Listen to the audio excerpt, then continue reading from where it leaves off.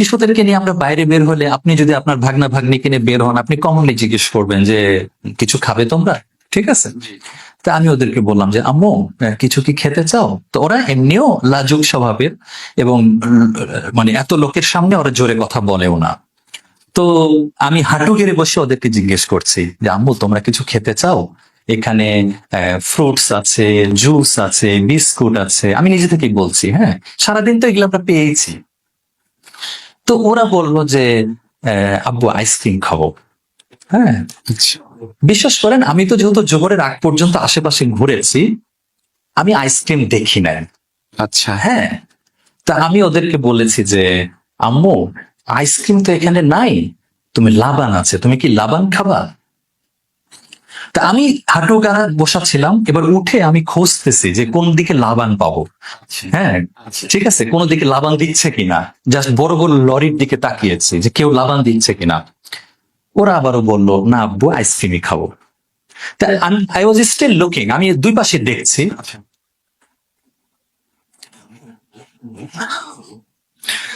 আমি জাস্ট দেখলাম একটা ভিড়ের মধ্যে থেকে দুইজন যুবক, তাদের দুই হাতে দুটা আইসক্রিম, আচ্ছা, তারা সোজা আমার মেয়ের কাছে এসে আইসক্রিম দিয়ে গেল।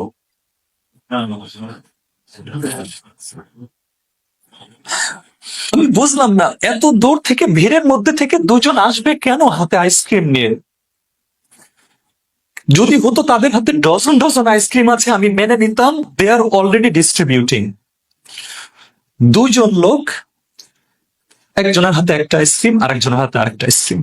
আল্লাহ সুবহানাহু ওয়া তাআলা আপনাদের জন্যই পাঠিয়েছে, বাচ্চাদের জন্যই পাঠিয়েছে বিষয়টা। আমি জানেন আমার জাস্ট মনে হলো তখন, আমার জাস্ট মনে হলো আল্লাহ আমাকে বুঝাই দিলেন শিবলে এটা আরাফার মাঠ। আমার ছোট হাজি চাইছে আইসক্রিম খেতে, তুমি জানো না এখানে দোয়া কবুল হয়?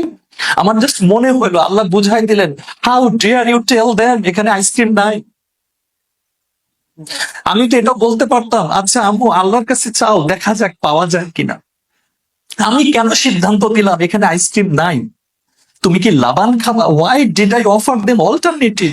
আমার আসলে বলা উচিত ছিল আম্মু আল্লাহর কাছে চাও, দেখি খুঁজে পাওয়া যায় কিনা। আমি এখনো বলতে পারি না যে ওই দূর আমি দেখতে পাচ্ছিলাম, বুঝলেন, প্রায় 30-40 হাত বা 20-25-30, আমি জানি না এক্স্যাক্টলি, ভিড়ের মধ্যে থেকে দুজন আমাদের দিকে আসছে। They even did not talk to আস।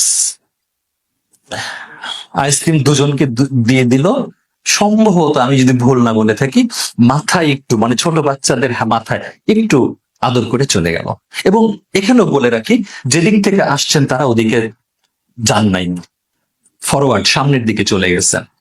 এখন অনেকে বলবে ভাই আরে এগুলো হয়ে যায়, উনারা দিচ্ছিলেনই, আপনারা ওই মুহূর্তে পেয়ে গেছেন। But I don't believe that. আমি এটা বিশ্বাস করি না। আমি এটা এখনো বিশ্বাস করি আমি একটা ভুল করছি, আমার মেয়েকে বলছি এখানে আইসক্রিম নাই, তোমরা লাবান খাও, কিন্তু আল্লাহ তাদের দোয়া কবুল করছেন, তাদেরকে দিয়েছেন। এবং আমি এখনো এই ঘটনাটা আমার পরিবারকে এবং বিশেষ করে দুই মেয়েকে আমি নার্চার করি, আম্মু don't forget this, Allah is with us, আল্লাহর কাছে চাইলে পাওয়া যায়, আল্লাহ দেন। মানে এই বিশ্বাসগুলো আসলে স্টেবল করা। তো আসলে এগুলো প্রত্যেক বছর হজে হজে আরাফার দিনে এটা তো মনে পড়েই। এবং ভাই বিশ্বাস করেন যতবার মনে পড়ে, এই যে আজকেও যেমন আমি একটু ইমোশনাল হয়ে গেছি, আমার এমন একটা দিন যায় নাই যে এই ঘটনা মনে পড়েছে আর আমাদের কান্না আসে নাই। ঠিক আছে, কান্না আসার মতোই বিষয়। হ্যাঁ, সেটাই। তো এটা এখন অনেকে বলবে কামান শিবলি ভাই সামান্য একটা আইসক্রিম নিয়ে আপনারা এত ইমোশনাল হয়ে যাচ্ছেন। No, it's not ice cream only, this is the response of আল্লাহ সুবহানাহু ওয়া তাআলা।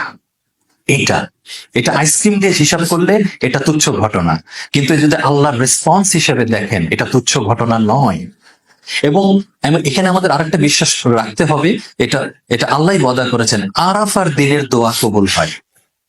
অনেক হাজিরা যান, যারা জীবনে প্রথম যাবেন এটা মনে রাখবেন, অনেক হাজিরা যান শুধু আশেপাশে ঘুরে ফিরে দেখতে দেখতে আর খাবার সংগ্রহ করতে করতে সময় নষ্ট করেন।